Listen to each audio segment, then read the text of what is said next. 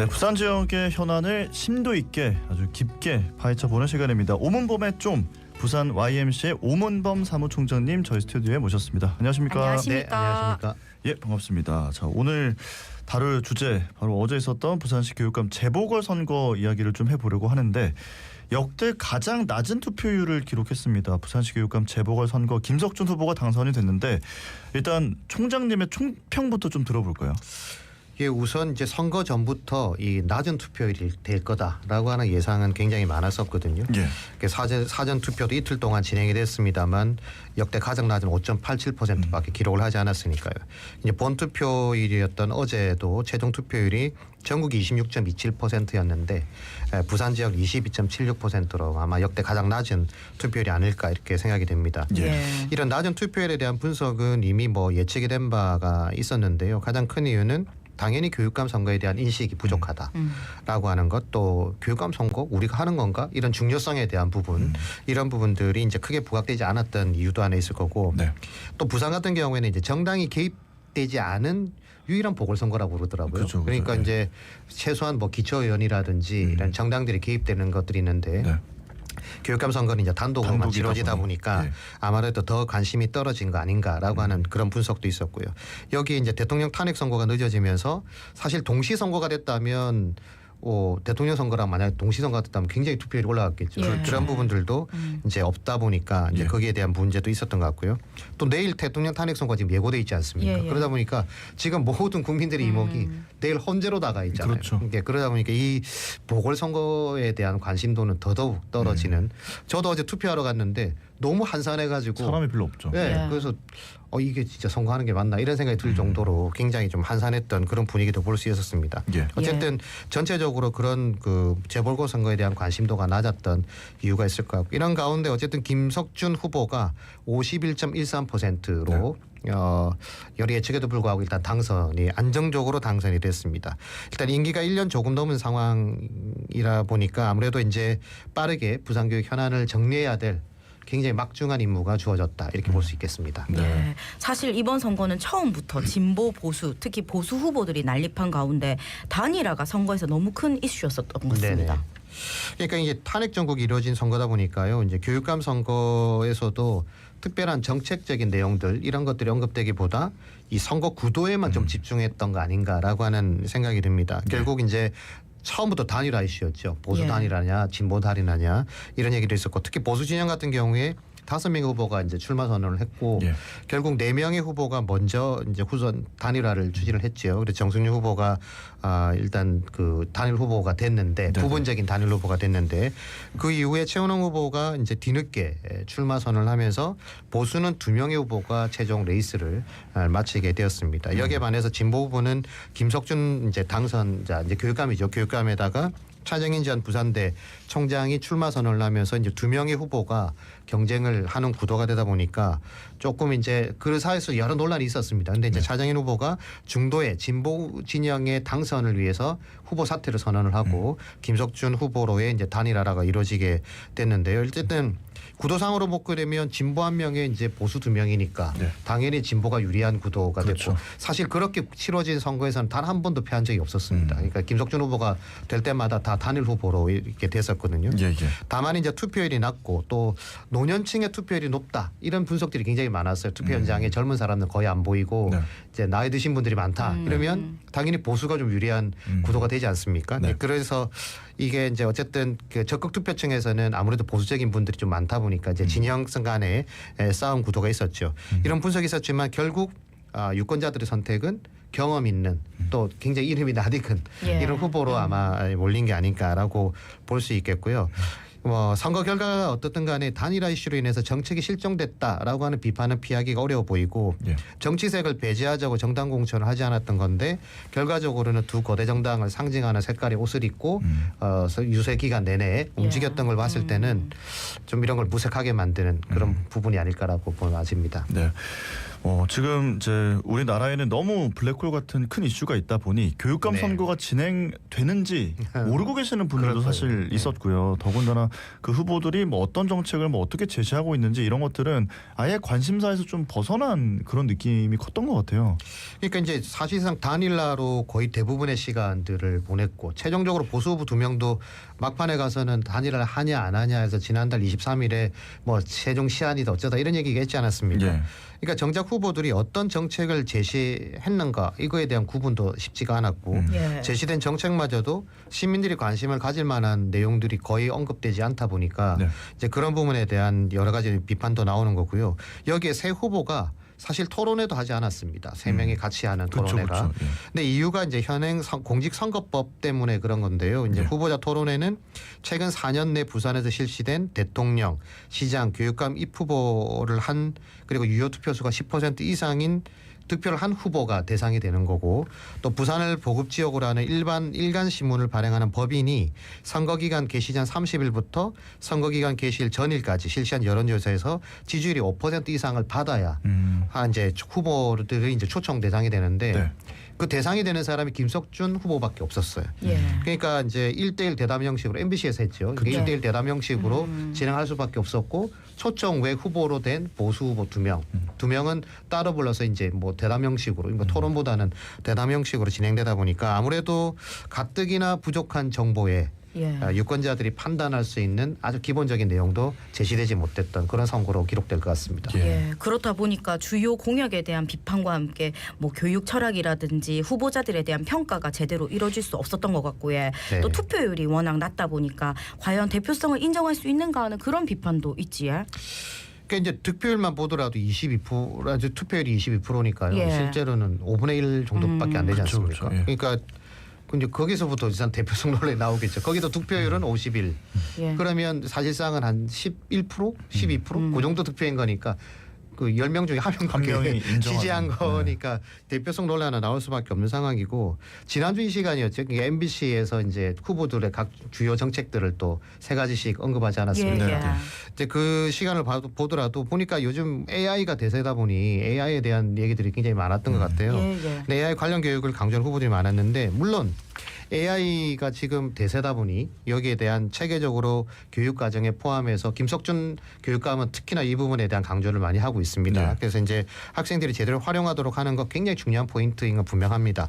근데 저는 더 중요한 부분이 이 AI와 같은 그 새로운 정보를 획득하는 방식에 윤리적 이용 기준이나 이런 것들이 과연 있느냐라고 하는 거거든요. 그러니까 사실은 이제 로봇이든 뭐든 이런 부분들에 대한 우려의 목소리들이 계속 나오고 있지 않습니까? 네. 그러니까 이런 부분에 대해서 잘 활용할 수 있는 그 기술을 가르치는 것 물론 그것만은 아니라고 얘기는 하고 있습니다만 그보다 교육의 그 어떻게 활용하는 역량과 기준을 잘 만들어주느냐라고 하는 것도 굉장히 중요한 부분이거든요. 네네. 최근 청소년들의 마약, 디지털 과몰입 여기에 대한 부작용을 우려하는 목소리도 굉장히 많이 있습니다. 그래서 이제 공교육이 그러면 사교육과 다른 점이 뭐냐 이런 부분들을 얘기할 수 있는데 공교육이라고 하는 게 단순히 공부 잘하게 하는 거라면 사교육과 다를 바가 하나도 없잖아요. 예. 학원을 보내지 차라리. 그러니까 지식만을 주입하는 교육이 아니라 인성교육도 해야 되고 또 사회 구성원으로 잘 정착할 수 있게 만드는 이 균형 잡힌 인재를 만드는 게 공교육의 가장 중요한 포인트라고 볼 수 있는 건데 AI를 잘 활용하는 거 그래서 못지않게 AI를 어떤 기준을 가지고 사람이 어떻게 주도적으로 어릴 때부터 잘 훈련받고 교육받아서 이 부분들을 인간의 삶에 유익하게 만들 수 있을 것인가라고 하는 게 훨씬 더 중요한 가치가 있다라고 저는 생각이 되거든요. 그래서 예. 이 저출생 시대에 이제 자녀 수도 적고 개인이 보내는 시간은 많고 그래서 자연스럽게 사회적으로 우려되는 지점들이 많아질 수밖에 없는 상황인데 이런 디지털 과몰입이나 청소년 마약, 약물 남용 이런 부분들을 다 포함해 가지고 어릴 때부터 체계적으로 이런 교육을 해야 됩니다. 그러니까 이런 부분을 하지 않으면 나중에 커서는 이게 감당이 안 돼요. 그러니까 이미 네. 그렇게 몰입되거나 어릴 이렇게 때 되면 정립이 돼 버리기 때문에 그렇죠. 이미 자기 생각이 굳어지면 아무것도 안 되는 거거든요. 네. 또 여기다 기후위기, 탄소 절감 이런 문제도 저는 수학, 영어 못지않게 굉장히 중요한 공교육의 한 부분이라고 생각됩니다. 네. 이런 교육은 유치원에서부터 잘 가르치지 않으면요.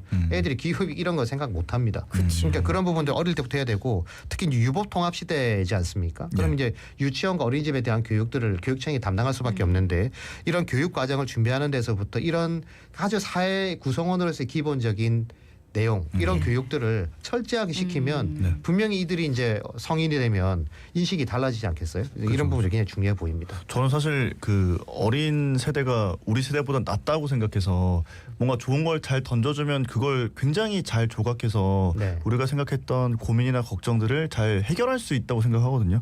그래서 지금 말씀하시는 게 뭐 AI가 대세니까 뭐 그거를 쓰는 거를 교육시키고 이런 것보다 그 전에 이걸 어떻게 좀 윤리적으로 이용할 것인지 기준이나 그런 것들을 우리가 좀 만들어서 이렇게 활용할 수 있는 방안을 전달해야 된다 이런 말씀이신 거잖아요. 그렇죠. 그게 교육청에서 이런 내용들을 정말 철저히 준비해야 됩니다. 네. 네. 자, 이렇게 좀 여러 문제점들이 좀 노출이 됐고 또 한편으로는 좀 약간 좀 뭔가 이상하게 좀 부끄러운 마음도 좀 드는 그런 네. 선거였던 것 같아요. 네네. 어쨌든 마무리가 됐고 김석준 후보가 오늘 바로 이제 오전에 입춘식을 갖고 업무에 들어가게 되는데 1년이라는 시간 정도가 남아 있지만 챙겨야 할 과제는 또 꽤 많아 보여서 그것도 좀 많이 신경이 쓰이더라고요.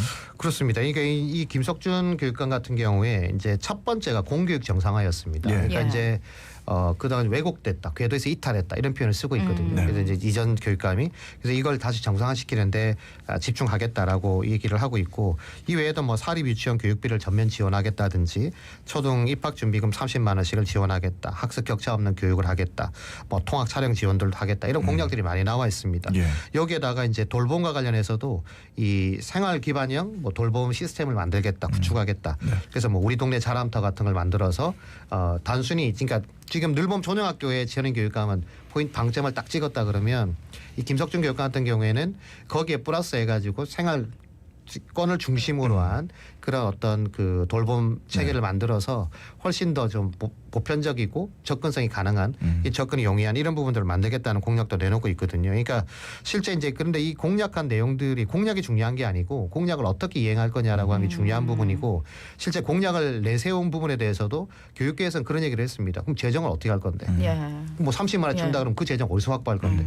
그러니까 이런 부분들이 특히 이제 올해 본 예산이 이미 확정돼 있는 상황에서 추경을 하는 데는 한계가 있단 말이죠. 그러니까 그렇죠. 그런 부분들을 다 생각해 보면 이런 평가에 대해서 이걸 어떻게 극복할 건가라고 하는 것도 당장 어쨌든 대안을 좀 내놔야 된다. 구체적인 계획을 수립하고 제시해야 된다라고 하는 거고요. 그리고 이제 전임 교육감이 했던 것 중에 논란이 됐던 부분이 있잖아요. 뭐 교육청 이전 문제라든지 네, 뒤에는 좀 발을 뺐습니다만 예. 또 부산 학력개발원 문제를 어떻게 할 거냐. 근데 김석준 교육감이 이런 얘기를 했습니다. 문해력, 뭐 수리력 이런 네, 것들을 진단하고 늘리는 그런 교육보다는 기초 학습 능력을 어떻게 잘 보완할 것이냐. 예. 이걸 보장하는 체계로 전환하겠다. 그게 아마 본인이 교육감 시절에 해왔던 부분들도 있어요. 그래서 이제 이런 것들을 더 강화하겠다라고 하는 그런 내용들이 있는 거고 늘봄학교는 앞서 말씀드린 것처럼 이제 생활형으로 전환한다는 거고요. 그런 부분에서 어쨌든 경험이 있는 분이니까 예. 그래도 조금 더 낫지 않을까 이런 기대를 좀 가져보긴 합니다. 네. 예, 공약을 지키기 위해서 이 공약을 어떻게 이행할 방법을 잘 모색하는 게 중요하다라는 것 같습니다. 그리고 교육감 선거가 시민들에게 관심을 받지 못한 이유 중 하나가 지역 사회와의 접점이 부족하다는 목소리도 많았습니다. 특히 학력 인구 감소에 따라서 원도심 폐교 등에 대한 활용 방법까지 이런 주장들이 많았는데 이 부분은 좀 어찌해야 될까요? 그러니까 전임 교육감의 이제 전포동 놀이마루를 교육청으로 이전하겠다 이런 얘기들이 좀 있었죠. 그래서 엄청 논란을 많이 했었는데 놀이마루는 부전도서관 인근에 있는 그리고 청소년들 가장 접근하기 좋은 시설입니다. 예. 근데 여기 코로나 영향으로 제대로 활용되지 못한 부분들이 있거든요. 그러니까 여기가 뭐 하는 공간이지? 네. 라고 아마 의문을 가지는 분들이 굉장히 많으셨을 거예요. 근데 이제 이 교육청 이전 부지가 되는 우여곡절을 겪었고 지금도 이제 원도심 내에 보면 폐교들이 계속 늘어나고 있는데 네. 이 폐교 활용법에 대한 논란이 많아요. 그러니까 교육청은 교육청 소관이다 보니까 교육 전용 시설로 활용한다든지 또 아니면 교육청만을 위한 공간으로 이렇게 활용하는 경우가 많이 있었는데 지역 사회는 이 학교라는 데가 원래 옛날 원도심 같으면 굉장히 중요한 지점에 있잖아요. 지점에 그쵸, 그렇게 그쵸. 있으니까 이걸 좀 다양한 방식으로 활용할 수 없을까? 이런 얘기들을 하고 또 그래서 이제 뭐 학령 인구 감소도 있고 뭐 노령 인구 증가도 있는 현실이 있으니까 이걸 지역 거점 공간으로 좀 활용해 보자라고 하는 제안을 많이 하고 있어요. 한두 군데 정도는 이렇게 전환된 데가 있는데 대부분은 그렇게 안 되고 있거든요. 예. 그래서 이 중요한 중요한 건 어쨌든 이런 그 노령 인구의 확대 이런 시설 현실이 된 상황에서 학교와 마을 또 평생 교육의 거점으로 활용할 수 있는 이런 부분에 대해서는 교육청의 역할도 지자체와 협업을 통해서 네. 잘 만들어갈 필요가 있다. 이런 연결성을 높인다면 교육감을 단지 유초중고의 교육감으로만 인식하는 게 아니라 지역사회에서 굉장히 중요한 역할을 하는 사람이구나라고 네. 하는 인식 전환도 할 수 있는 거니까요. 이런 부분들을 좀 김석준 교육감이 1년이지만 이런 부분들을 좀 빠르게 전환을 시켜서 이런 인식을 전환시키는 것도 중요해 보입니다. 예. 정말 중요한 포인트를 좀 지적을 해주신 것 같습니다. 예. 지금 임기가 한 1년 2개월 굉장히 네네네. 짧지만 교육감이 새롭게 선출이 됐고 이제 부산 교육의 새로운 출발을 지휘해야 하는 입장이 됐는데 어떤 것들을 좀 가장 중요하게 생각하면서 진행해야 될까 어떻게 보십니까?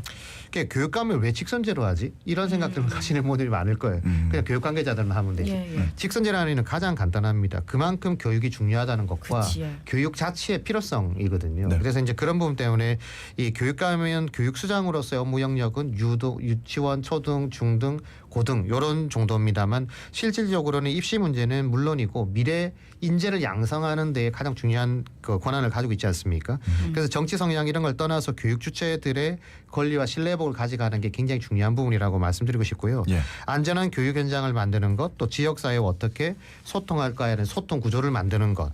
그다음에 이런 거와 같은 게 교육의 기본 원리와 함께 이 우리 사회 미래 인재들의 균형 잡힌 리더십 구축을 위한 교육 체계를 잘 갖추는 것도 굉장히 중요한 역할 중에 하나라고 생각됩니다. 특히 교육 주체라고 할 수 있는 교사, 네. 학생, 또 학부모 간에 지금 신뢰가 굉장히 깨져 있잖아요. 예. 그러니까 이런 부분들을 이 신뢰가 회복되지 않으면 사실 아무것도 할 수 없습니다. 아무것도 할 수 없고 이쪽 눈치 저쪽 눈치만 보다가 다 무력화되는 부분도 있는 거고요. 결국 이제 교육 정책도 이행이 되지 않을 가능성도 높다고 봐서 부산형 교육 혁신이라고 대부분 교육감들이 많이 얘기들 하는데 이럴 때 교육 현장에 가보면 다 죽으려고 그래요. 교사들도 힘들어하고 학생들도 힘들어하고 다 힘들어합니다. 그러니까 부산형 교육 혁신이 중요한 게 아니라 보여지는 실적을 넘어서서 내실 있는 교육 현장을 만드는 교육감이 되면 좋겠다. 그래서 우리 사회에 모두가 뭐 한 사람의 인재를 만들기 위해서 마을이 필요하다는 얘기도 있는 것처럼 네. 그런 노력들을 다 기울이지 않으면 사실 교육이 혁신이 이루어질 수 없다. 그 말을 꼭 기억해 주시고 잘 해 주시기를 좀 부탁을 좀 드립니다. 예, 저도 잘 부탁드리겠습니다.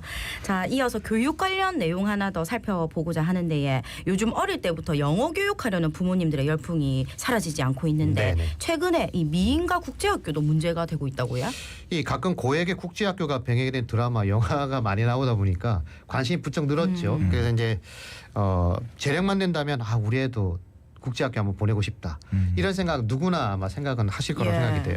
근데 국제학교도 국제학교 나름인데 이 한 학기 학비만도 수천만 원에 달하고 뭐 비싼 데는 뭐 1년에 1억 이런 얘기도 있더라고요. 그러니까 굉장히 한데 문제는 교육청의 인가를 받지 않은 미인가 시설이 많다라고 하는 겁니다.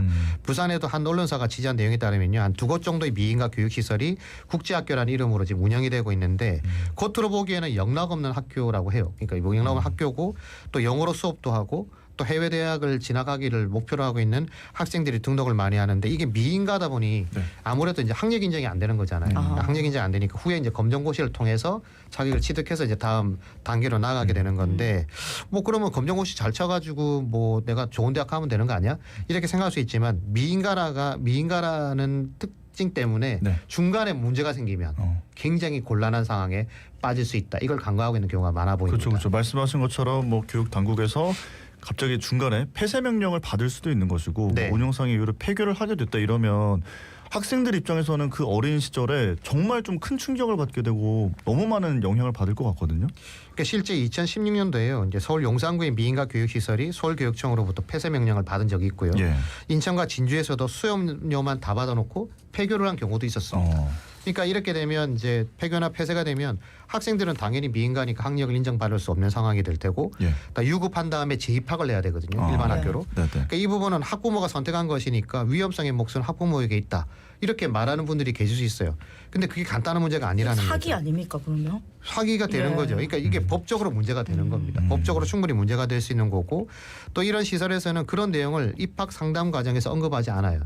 그러니까 그 좋은 것만 얘기하지 나쁜 걸 얘기하겠습니까? 네네. 그러니까 그래서 법률 전문가들도 방금 말씀하신 것처럼 이건 소비자에 대한 기망행위 말하자면 예. 사기다.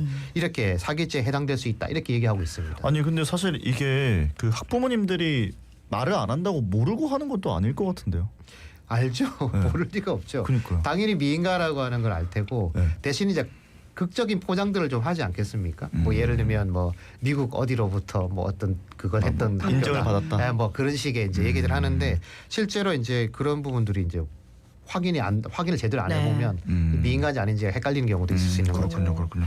그래서 이제 교육당국, 뭐 교육청 이런 데서는 지도 관리 감독을 조금 더 강화해야 한다 이런 목소리도 나오고 있는데 교육청에서는 사실상 손을 놓고 있다고요?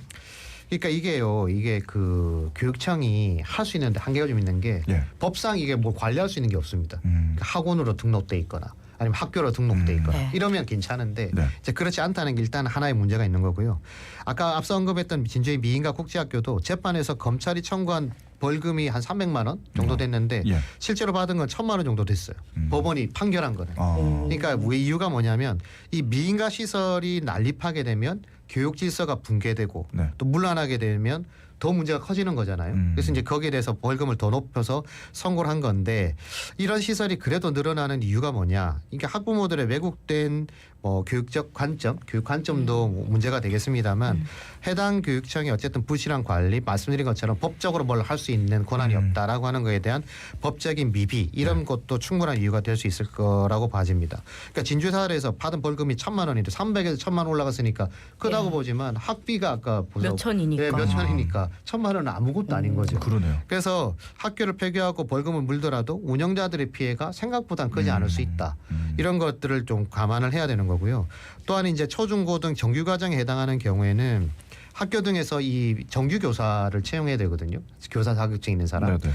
하지만 이런 시설 같은 경우에 영어 강사도 그냥 강사 비자를 받은 사람을 채용해서 교사로 하는 경우도 있습니다. 그러니까 이게 학원적 성격을 가지고 있으면 별 문제가 안 되지만 네. 학교라고 하는 이름이 붙는 순간 얘기는 달라지는 거거든요. 예. 그래서 이제 그런 부분들 때문에 이제 이것도 아까 말한 것처럼 기망행위가 될 수도 있는 거죠. 네. 결국 교육청의 실질적 지도를 받아야 하는 교육 시설임에도 불구하고 사실상 법망을 피한 이 미인가 교육 시설로 인해서 공교육 체계도 훼손되는 거고요. 네. 교육의 목적도 상실되는 것은 물론이고 제대로 된 교육을 받지 못하는 결과로 이어질 수 있다. 앞서 계속 인성교육 말씀드렸는데 이런 데서 무슨 인성교육을 하겠습니까? 그러니까 그냥 영어 교육만 열심히 시키는 거죠. 그렇죠. 영어 잘한다고 인성이 갖춰지는 건 아니잖아요. 그러니까 문제가 되는 거죠. 기본이 안 돼 있다라는 생각이 드는데 미인가 국제학교에 더불어서 미인가 대안학교도 문제가 있다고요? 좀 예민한 얘기일 수도 있는데요. 예. 사실 이제 이 대안학교가 처음 만들어지는 시기에는 말 그대로 대안학교였어요. 그러니까 학교에 적응을 하기 어려워하는 네. 학생들을 뭐 농촌이라든지 또 외곽 지역에 만들어서 자연교육, 체험형 교육 네. 이런 걸로 굉장히 좀 인기를 많이 받았고 새로운 교육 체계로서 이 친구들이 나중에는 다시 기존 학교로 복귀하는 경우도 있었고요. 예. 그리고 이제 그걸 통해서 이제 어떻게 보면 좋은 구성원으로 다시 복귀하는 좋은 사례가 되기도 했었는데 이런 좋은 목적과 취지가 있었는데 언제부턴가 이 대안학교가 또 다른 부의 상징처럼 바뀌어 버렸습니다. 그러니까 돈 있는 사람들이 보내는 학교 예. 이렇게 좀 됐던 부분도 있고 특히 종교 시설들이 이제 대안학교를 이유로 대안학교를 많이 설립을 했는데요. 네. 들어보니까 개신교 계열이 한 300개가 넘는다 그러더라고요. 그러니까 이런 대안학교를 만들면서 일부 학교들이 왜곡된 역사관이나 이제 그릇된 인식을 심어주는 통로처럼 되는 경우가 있다 해서 지금 굉장히 뭐 종교계 내부에서도 비판의 목소리가 많고 다양한 목소리가 나오고 있습니다. 그러니까 처음에 미인가 대안학교로 시작이 됐지만 2022년도에 대한교육기관 등록제라고 하는 게 시행이 됐는데 예. 그때부터는 대부분의 학교들이 대한교육기관으로 이제 등록을 한 걸로 지금 확인이 되고 있거든요. 물론 모든 대안학교가 다 문제가 있는 건 아니라는 건 뭐 분명한 사실일 텐데 네. 특정 종교 기반의 대안학교도 물론 모두 비판받아서는 안 된다고 생각합니다. 하지만 대안학교 시행하는 교육 과정에 대한 어떤 관리도 되지 않는 상황에서 일방적 교육 내용만 전달된다고 했을 때는 아무래도 왜곡된 인식을 가진 학생들이 배출될 수밖에 없는 문제도 있는 거죠. 그래서 공교육이 지향하는 규형 있는 교육과는 거리가 멀어지는 거 아니냐라고 하는 것도 있는 거고요. 지금 그러니까 합법적인 그 사립학교 같은 경우에는요 종교 시설도 종교 교육을 하지 못하게 돼 있습니다. 예. 그러니까 이제 그거는 이제 공교육의 어떤 성격을 강화하려고 하는 건데 지금 대안학교들은 이제 그런 부분들에서 비껴나와 있는 거죠. 그래서 공교육의 붕괴가 커지는 그런 상황들을 고려했을 때 교육의 다양성을 하기에는 기반이나 내용이 좀 부실한 대한 학교가 생성되지 않도록 하는 것들을 좀 깊이 고민해볼 필요성이 있는 거고 제도적으로 이걸 보완할 수 있는 내용들을 여러 주체들과 함께 고민이 좀 필요한 시점이라고 생각이 됩니다. 네, 네. 자, 오늘은 저희가 이제 부산시 교육감 재선거에 대한 얘기를 좀 해봤고 미인과 국제학교, 대안학교 문제까지 좀 짚어봤습니다. 오늘 말씀 여기까지 듣고요. 보내드리겠습니다. 고맙습니다. 고맙습니다. 네, 감사합니다. 네, 지금까지 부산 YMCA 오문범 사무총장님과 이야기 나눴습니다. 예, 부산 오늘 아침 하늘이 흐린데에 점차 맑아진다고 하네요. 아침 기온이 7도였는데 낮 기온은 15도가 되겠습니다. 봄은 따뜻해서 좋은데 아침에는 일교차가 큰 게 참말로 싫더라고요. 옷을 뭐 어찌 입어야 되는지 모르겠더라고요. 그래도 이럴 때는 낮에 좀 더운 게 낫습니다. 그래서 겉옷 잘 챙기 다니시고요.